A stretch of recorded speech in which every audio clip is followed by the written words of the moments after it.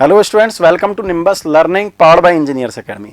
And जैसा मैंने आपको पहले प्रॉमिस किया था कि हम एक railway recruitment board junior engineer and senior section engineer की हम एक सीरीज चला रहे हैं, जिसमें आपको उसके एग्जाम प्लस उसके दाएं बाएं होने वाले एग्जाम या उसमें क्या और इंपॉर्टेंट पॉइंट हो सकते हैं, उन सब के बारे में हम आपसे डिस्कस करेंगे। जैसा मैंने पहले वीडियो में आपको बताया था कि आरआरबी जेई और आरआरबी एसएससी का नोटिफिकेशन कब आएगा, कैसे तैयारी करें, और वो सारे पॉइंट पर हमने डिस्कस किया था।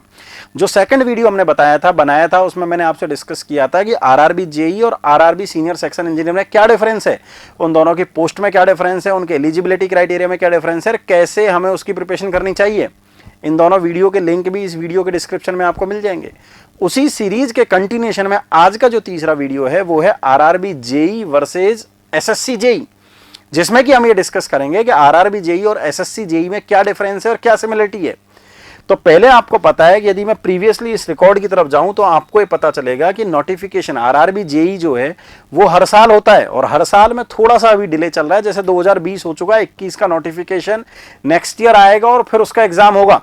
लेकिन आरआरबी जेई की जो वैकेंसी है वो 4-5 साल में एक बार आती है। लेकिन 4-5 साल में जब वो एक बार में जब वैकेंसी आती है तो बम्पर वैकेंसी जाती है और 5 साल के जितने भी बैकलॉग्स होती हैं उन सबको एक साथ क्लियर कर देते हैं। यदि मैं 2019 के आरआरबी जेई की बात करूं तो 12,844 वैकेंसी आई थी, और ऐसे ही यदि एसएससी के 2020 की बात करें तो 785 वैकेंसी आई थी। वैसे प्रीवियस ईयर में देखा गया कि एसएससी जेई की वैकेंसी अराउंड 800 से 1200 की रेंज में रहती है।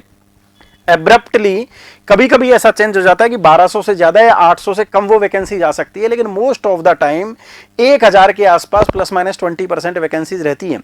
यदि मैं और इसके थोड़ा डिटेल में जाऊं तो आपको पता चलेगा कि एज क्राइटेरिया जितने भी डिग्री और डिप्लोमा के स्टूडेंट हैं दोनों वैकेंसीज के लिए एलिजिबल है। ऑलमोस्ट एक जनरलाइज जो एज क्राइटेरिया है वो 18 से 33 साल for the RRB JE and 18 से 32 साल फॉर द एसएससी जेई है।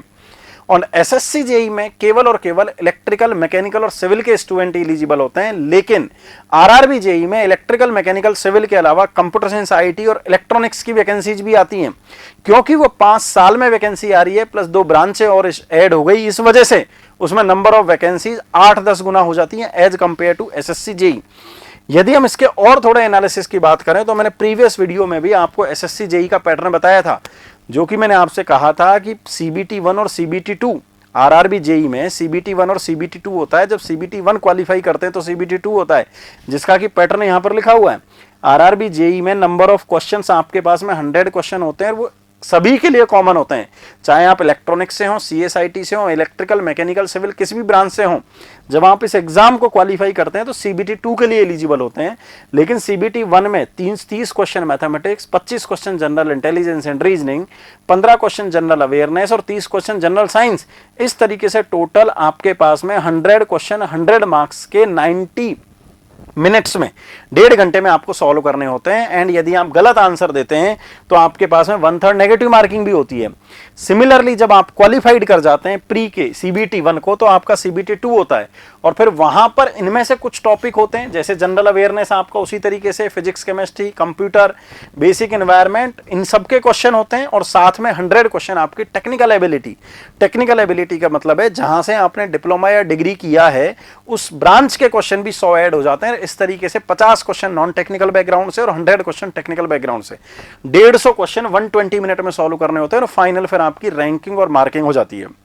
इस तरीके से आरआरबी जेई का एग्जाम 2 स्टेजेस में, computer based test 1, computer based test 2, 2 तरीके से एग्जाम होता है और फिर आपकी पोस्टिंग होती है। लेकिन यदि मैं एसएससी जेई का एनालिसिस करूं तो वहां पर ये एग्जामिनेशन प्री और मेन की फॉर्म में होता है। प्री एग्जामिनेशन ऑब्जेक्टिव होता है, मेंस का एग्जामिनेशन कन्वेंशनल होता है।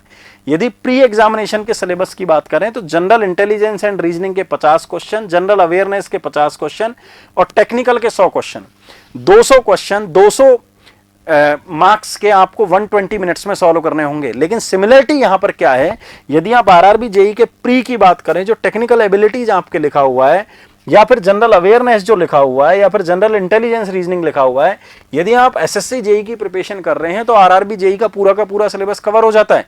सिमिलरली यदि आप आरआरबी जेई की प्रिपरेशन कर रहे हैं तो एसएससी जेई का सिलेबस आपका कवर हो जाता है। आपको प्रैक्टिस की बहुत ज्यादा नीड है। लेकिन एसएससी जेई में प्री क्वालिफाई करने के बाद में आपको मेंस लिखना होता है और ये मेंस 100% कन्वेंशनल होता है, जिसमें कि आपको पूरा डिटेल में क्वेश्चंस को न्यूमेरिकल की तरह सॉल्व करना होता है, आपको थ्योरेटिकल लिखना होता है, जिसमें कि आपको कॉपी दी जाती है और आपके मार्क्स का इवोल्यूशन होता है।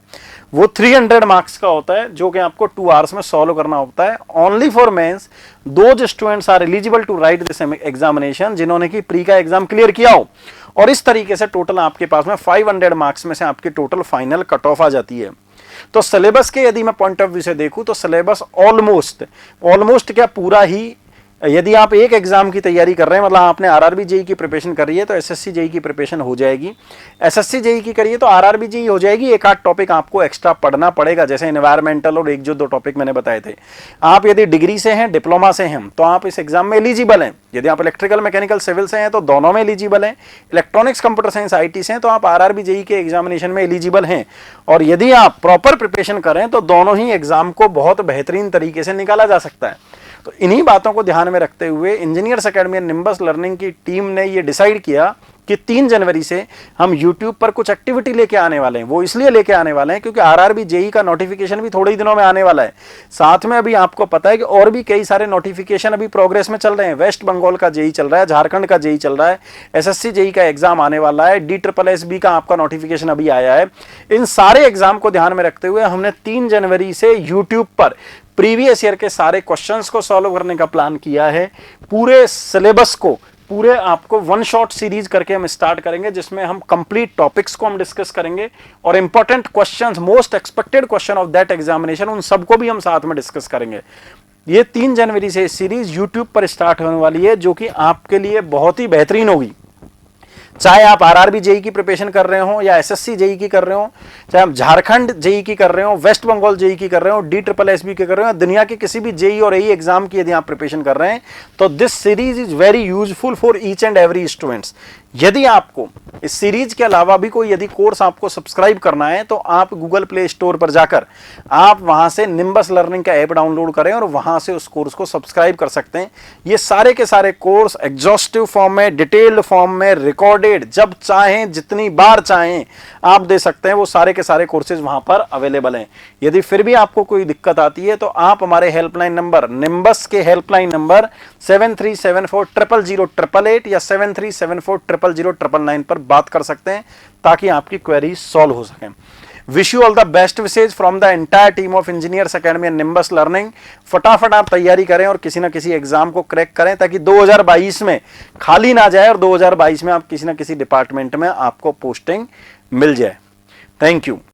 If you really like the video, please hit the like button, share the video, subscribe to our YouTube channel and press the bell icon for the latest updates. Thank you.